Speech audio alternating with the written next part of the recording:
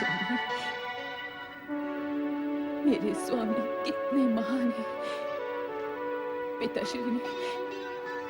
पिताश्री ने भरी सभा में उनका इतना बड़ा अपमान किया और उन्होंने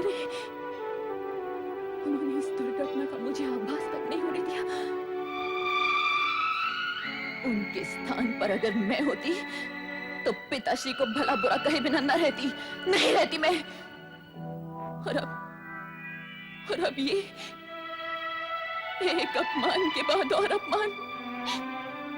एक जामाता और पुत्रियों को तो घर में हो रही यज्ञ में आमंत्रित किया और दूसरे की उपेक्षा कर दी गई।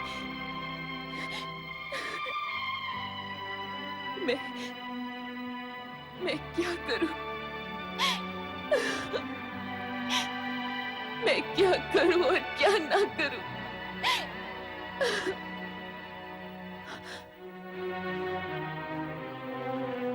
क्या मैं ये विचार दूं कि मेरे माता पिता और एक मात्र ग्रह भी है, अथवा चंद्र और रोहिणी के कहे अनुसार यज्ञ में सम्मिलित होने के लिए चली जाऊं?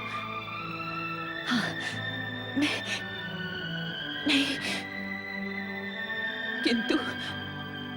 किंतु यदि पिताश्री ने मेरे स्वामी के विषय में पुनः कोई अनग्रह बातें कही तो नहीं। तो सुन लेना। नहीं, कदापि नहीं। मैं अपने स्वामी के अपमान में तो शब्द भी नहीं सुन सकती मैं। तो तू वहां जाने की क्यों सोच रही है, जहां अपमान के कांटे चुभने की अधिक संभावना हो? और जबकि तेरे पति ने भी उस प्रसंग को विसार दिया है, तो तू उनकी राख के ढेर में से चिंगारियां चुनने हेतु क्यों जाने की इच्छुक है? ये ज्ञात होते हुए भी कि चिंगारियों को हवा लग जाए तो वे भीषण अग्निज्वाला का रूप ले लेती हैं। किंतु मैं अपने हृदय में चिंगारियां समेटे हुए भी जीवित नहीं रह सकती मैं जीवित। जो होना है सो हो ले। मैं पिताश्री से ये बात अवश्य पूछूंगी कि जिनके आगे समस्त देवता भी नतमस्तक रहते हैं, उन्हें अपमानित करने का उन्हें साहस कैसे हुआ? एक बार और सोच ले, कहीं कोई अनर्थ न घट जाए। यदि मैं न गई तो यज्ञ के रूप में बिछाया पिताश्री का ये शिव विरोधी षड्यंत्र कहीं जटिलतम न हो जाए। मुझे जाना ही होगा। हाँ, मुझे जाना ही होगा। यज्ञ में सम्मिलित होने हेतु तू पुनः सदाशिव से विचार विमर्श क्यों नहीं कर लेती? उनका उत्तर संभवतः तुम्हारी दुविधा का हल निकाल दे।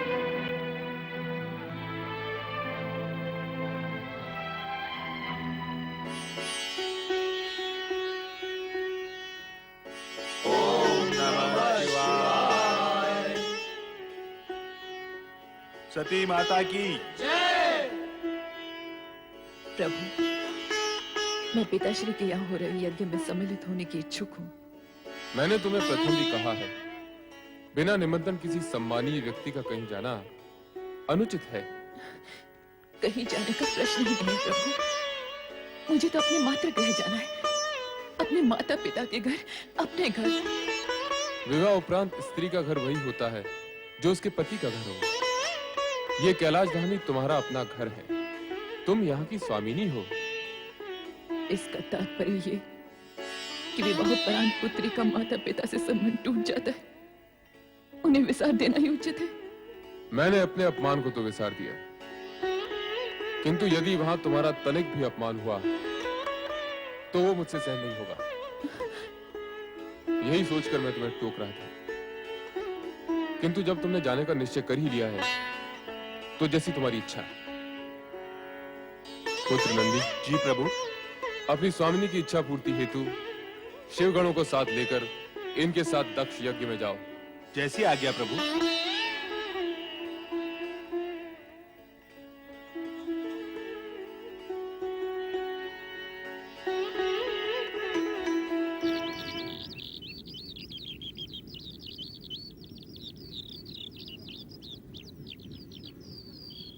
प्रजापति दक्ष, यज्ञ आरंभ करने का समय हो गया है। महारानी वीरनी को बुलवाइए। जो आ गया ऋषिवर। हरिओम तत्सत, हरिओम तत्सत, हरिओम तत्सत। बिना भगवान शिव की उपस्थिति के ये यज्ञ नहीं हो सकता। ऋषिवर, मेरे इस यज्ञ के इष्ट देव श्री हरि विष्णु जी हैं। किंतु वो मंगलमय भगवान शिव कहाँ है, जिनकी कृपा से समस्त मंगल कार्य संपन्न होते हैं, जिनके नेत्रों से देखे जाने पर मरुभूमि भी लहलहाती पुण्य भूमि बन जाती है। हे दक्ष, ऐसे तेजस्वी मंगलमय भगवान शिव को शीघ्र ही यहाँ बुलाकर इस यज्ञ की सफलता के प्रति पूर्ण रूप से निश्चिंत हो जाओ। देवेश्वरों, यदि वो परम शिव देवी जगदम्बा सहित यहाँ आ गए तो ही यह यज्ञ पूर्ण हुआ समझो, अन्यथा नहीं। ये मेरा सत्य वचन है। अपना सत्य वचन अपने पास ही रखो ददेच। जब सभी देवताओं के मूल भगवान श्री हरि विष्णु जी यहाँ उपस्थित हों, लोक पितामह ब्रह्मा वेदों उपनिषद और विविध आगमों के साथ यहाँ पधार चुके हों, देवगणों के साथ देवराज इंद्र भी अपना आसन ग्रहण कर चुके हों, वेद और वेदाय को जानने वाले ऋषिगण भी इस यज्ञ की गरिमा बढ़ा रहे हों, तो हमें उस शिव से क्या प्रयोजन जो अकुलीन, अनाथ और आत्मप्रशंसक है। वो इस यज्ञ में बुलाए जाने के योग्य ही नहीं है। तुम जो चाहे तर्क देते रहो दक्ष, परंतु मैं तो मात्र एक ही बात कहूंगा कि बिना भगवान शिव की उपस्थिति के तुम्हारा ये यज्ञ अयज्ञ हो गया। तुम्हारा विनाश निश्चित है दक्ष, निश्चित है तुम्हारा सर्वनाश, निश्चित है तुम्हारा सर्वनाश। माते, माते, मैं कितनी बार आपसे पूछ चुकी हूँ कि पिताश्री ने भगवान शिव और बहन सती को यज्ञ के लिए आमंत्रित क्यों नहीं किया, किंतु आप कोई उत्तर ही नहीं देती। आप कुछ बोलती क्यों नहीं माते? क्या बोलूं पुत्री, यही कह सकती हूँ कि विनाशकाली विपरीत बुद्धि। तुम्हारे पिता से मैंने शिव सती को निमंत्रण भेजने का इतना आग्रह किया, किंतु उनके हट के आगे मैं हार गई। घर में इतना बड़ा यज्ञ का आयोजन है, हर्षोत्साह का वातावरण है, किंतु मेरा हृदय किसी अनजान अनिष्ट की आशंका से काम जाता है। महारानी जी, महारानी जी, स्वामी ने। क्या हुआ मंगला, इतनी व्याकुल क्यों हो? यज्ञ भूमि में ददीच और स्वामी के बीच भगवान शिव की अनुपस्थिति के कारण कहासुनी हो गई। क्रोध से भरे मुनि और अनेक शिव भक्त यज्ञ भूमि से उठकर चले गए। जिसका मुझे डर था वही हुआ।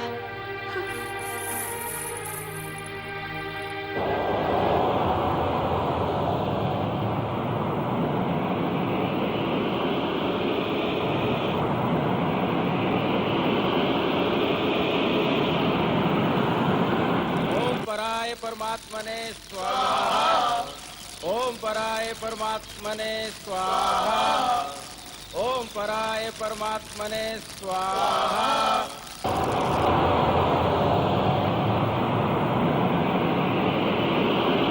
ओम पराय परमात्मने स्वाहा।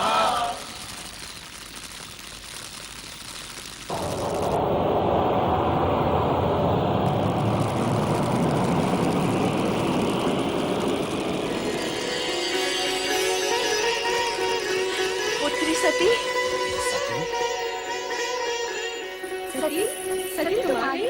अच्छा किया तुम आ गई।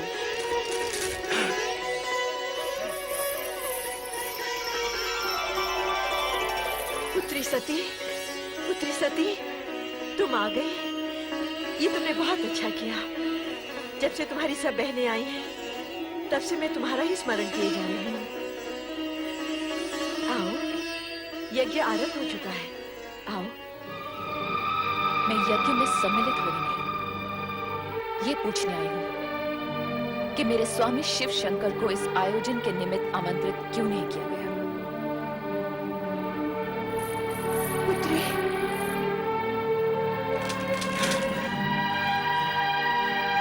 सती, तुम? हाँ, मैं शिव की अर्धांगिनी सती हूँ प्रजापति दक्ष।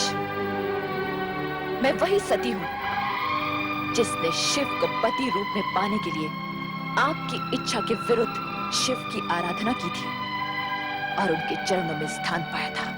ये सब हम जानते हैं, क्या तुम हमारे यज्ञ में विघ्न डालने के लिए यहाँ आई हो? यज्ञ देवताओं में श्रेष्ठ भगवान शिव शंकर को आमंत्रित न करके आपने पहले ही विघ्न डाल दिया है पिताश्री।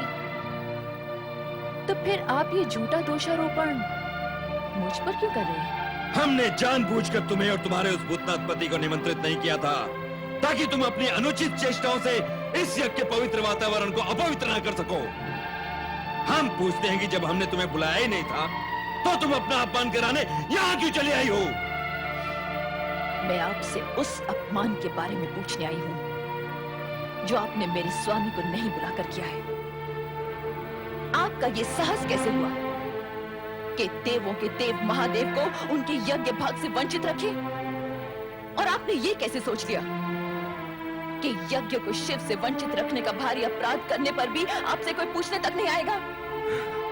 मैं आपसे पूछती हूँ पिताश्री, जब आपने अपनी सभी अन्य पुत्रियों और जामाता को सहर्ष इस यज्ञ में सम्मिलित किया है तो फिर मुझे क्यों नहीं? मेरे पति महादेव को क्यों नहीं?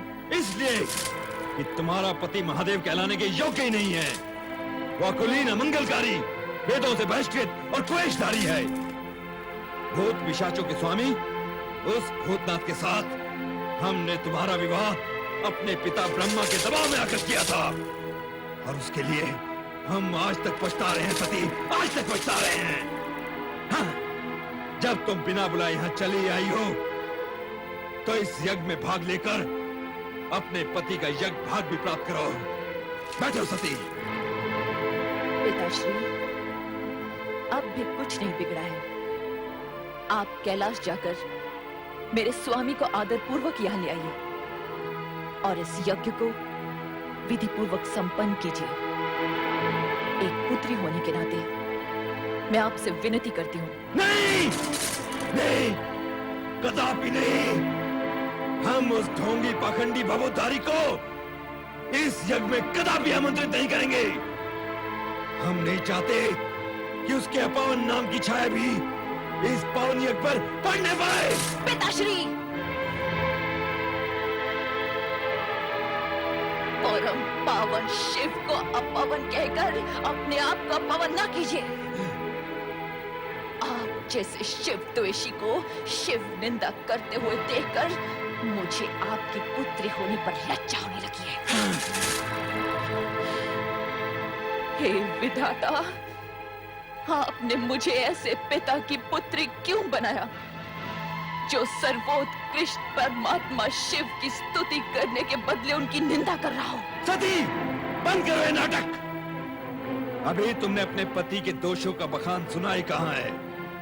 यदि मैं तुम्हारे उस कर्महीन पति के दोषों को गिनाने लगूंगा तो समस्त ब्रह्मांड की गिनती भी कम पड़ जाएगी।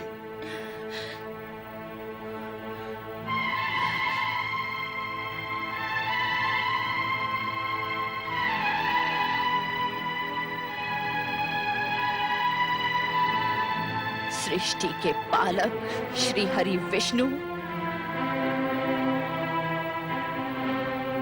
सृष्टि के रचनाकार परम पिता ब्रह्मा, क्या आप शिव निंदा सुनने के लिए इस यज्ञ में सम्मिलित हुए? जिन सदा शिव की कृपा दृष्टि पाने के लिए आप उनकी स्तुति करते करते नहीं थकते, उन्हीं शिव की निंदा सुनते हुए आप मूर्ति के सम्मान निश्चेष्ट बैठे? क्या आपके प्राण सद्बुद्ध खो बैठे? क्या आपकी अंतरात्मा मर चुकी है? महाराज दक्ष, शिव पत्नी सती इस यज्ञ के वातावरण को दूषित कर रही है। इसे रोकिए और यज्ञ से बहिष्कृत कीजिए। जो व्यक्ति स्वयं यजमान दक्ष प्रजापति का सरासर अपमान कर रहा हो वो यज्ञ में रहने के योग्य नहीं है, भले ही वो आपकी पुत्री ही क्यों न हो। सती, इसी समय चली जाओ यहाँ से। मैं इस यज्ञ से तब तक नहीं जाऊंगी जब तक आप और इस यज्ञ में सम्मिलित होने वाले सभी लोग शिव की अवज्ञा के प्रति खेद व्यक्त नहीं करते। मैं यहाँ से तब ही जाऊंगी जब आप सब शिव से क्षमा मांगेंगे। मैं यहाँ शिव के अपमान का परिमार्जन करने आई हूँ, आपके कहने से चले जाने के लिए नहीं। सती, तुम यज्ञ का अमूल्य समय व्यर्थ ही नष्ट कर रही हो। हम तुमसे कितनी बार कह चुके हैं कि तुम्हारे पति वेद विरोधी, अमंगलकारी और अपावन है, इसलिए हमने उसे इस यज्ञ से बहिष्कृत कर दिया है। एक ही बात को बार बार दोहराकर हमारे क्रोध की अग्नि को प्रज्वलित न करो। या तो चुपचाप यज्ञ में भाग लो, अन्यथा चले जाओ यहाँ से, चले जाओ। दक्ष प्रजापति, आप मेरे पिता हैं। तनिक इतना तो सोचिए कि अपने पति के अपमान का परिमार्जन न कर पाने पर आपकी ये पुत्री शिव को क्या मुंह दिखाएगी? क्या मैं कैलाश लौटकर शिव से ये कहूंगी कि मैं आपकी निंदा सुनने वहां गई थी? शिव निंदा सुनने वाला भी शिव निंदा करने के समान नरक का पात्र होता है। तो जहां जाना है चली जाओ, तुम्हें रोका किसने है? किंतु एक बात अच्छी तरह समझ लो सती, जिस शिव ने हमारा सरासर अपमान किया है, उसी शिव से अपने अपमान का प्रतिशोध लेने के लिए हमने इस महायज्ञ का आयोजन किया है।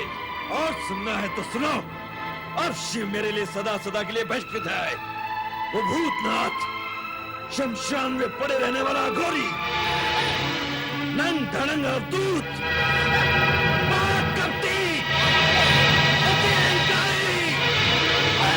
दक्ष प्रजापति, बस कीजिए। मैं पति निंदा नहीं सुन सकती, नहीं सुन सकती मैं पति निंदा, नहीं सुन सकती मैं पति निंदा, नहीं सुन सकती, नहीं सुन सकती, नहीं सुन सकती।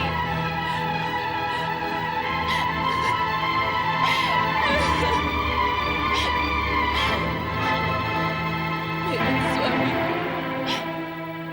आपने मुझे न आने के लिए कितना समझाया, किंतु मैं मूढ़मती केवल पिता को 2 बातें सुनाने के लोभ में यहाँ चली आई।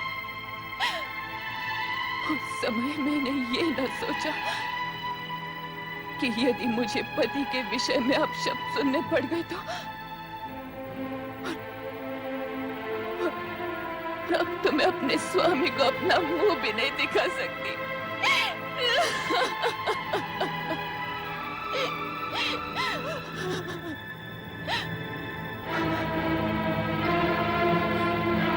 जिस स्थान पर मुझे अपने पति की इतनी निंदा सुननी पड़ी, वहीं के वहीं मैं अपने इस देह का त्याग कर दूंगी।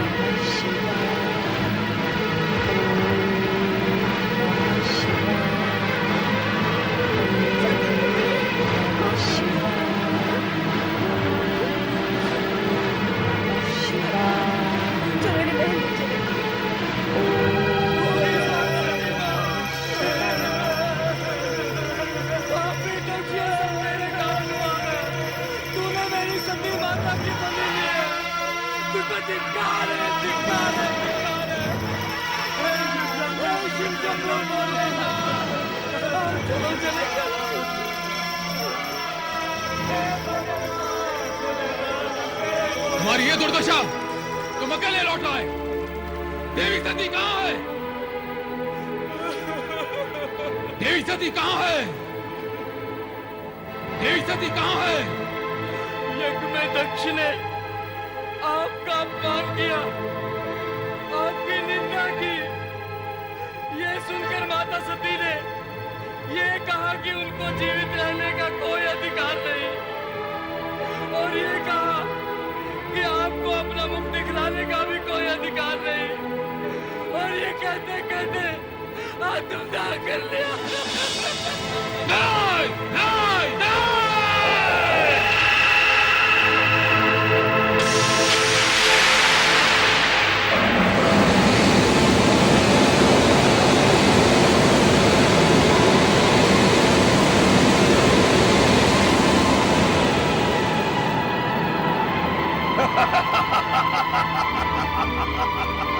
जय महारुद्र, मेरे लिए क्या आज्ञा है प्रभु? वीरभद्र, दक्ष का अहंकार हमारा विरोध है और हमारा विरोध उसका विनाश। जो आज्ञा प्रभु। जाओ उस यज्ञ को भ्रष्ट कर डालो और जो भी तुम्हारा विरोध करे उसे भी भस्म करने में संकोच न करना। आज विनाश लीला का वो नर्तन करना कि वहां कोई भी शिव सती विरोधी जीवित न रह पाए। जाओ। ऐसा ही होगा प्रभु। जय महारुद्र।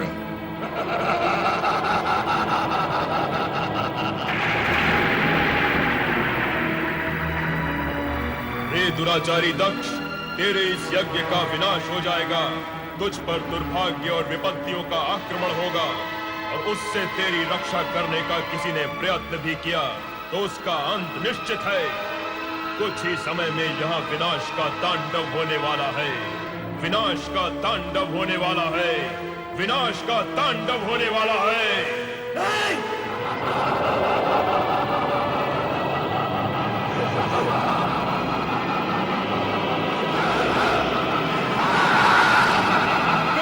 मेरी रक्षा कीजिए, मेरी रक्षा कीजिए प्रभु। दक्ष, शिव की निंदा और उपेक्षा करके तुमने वो दंडनीय अपराध किया है जिससे तुम्हें कोई नहीं बचा सकता, स्वयं मैं भी नहीं। तुम्हारा उद्धार हो सकता है तो चराचरपति शिव के हाथ हो। प्रभु, प्रभु।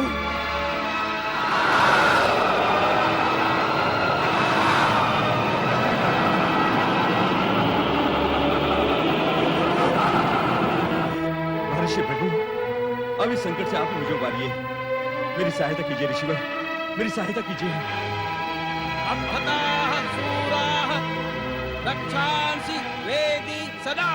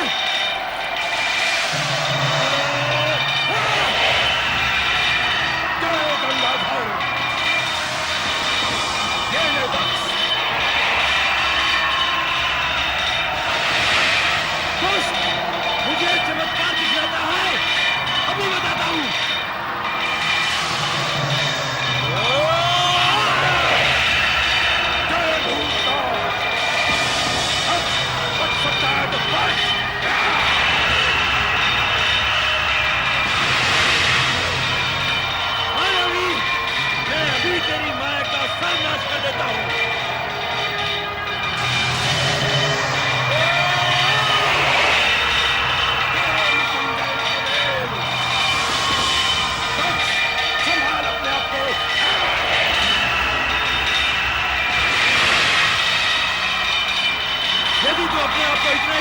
नहीं समझता है तो मेरे बराबर का होकर अपनी शक्ति का प्रदर्शन कर।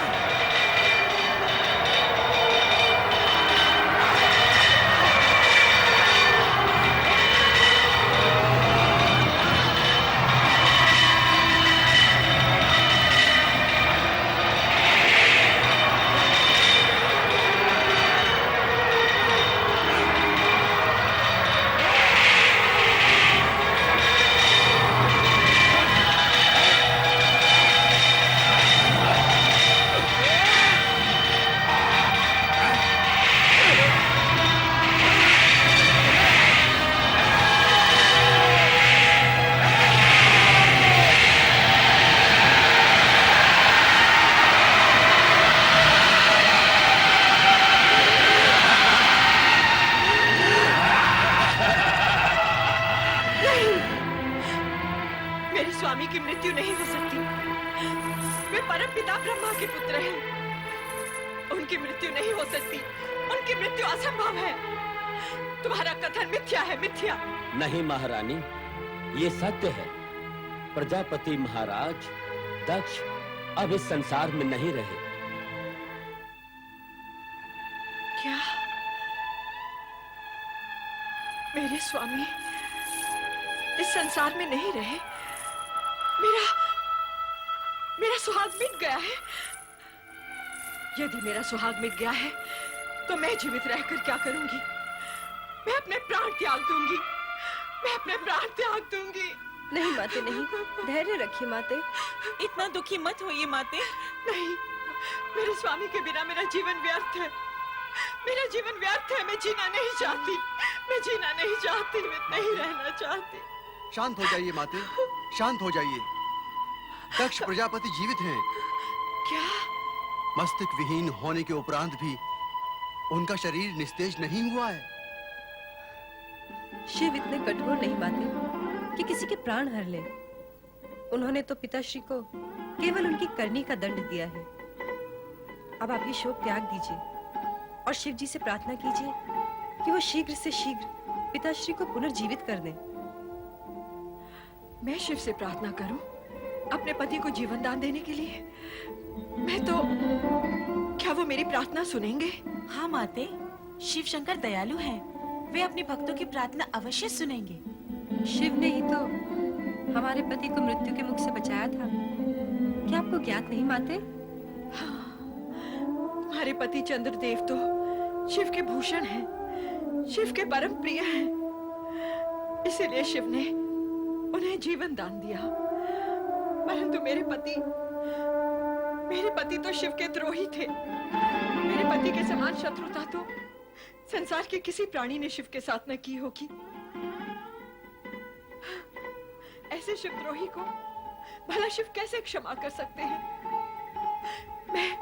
मैं किस मुंह से शिव से अपने पति के अपराधों की क्षमा मांग लूं रोहिणी?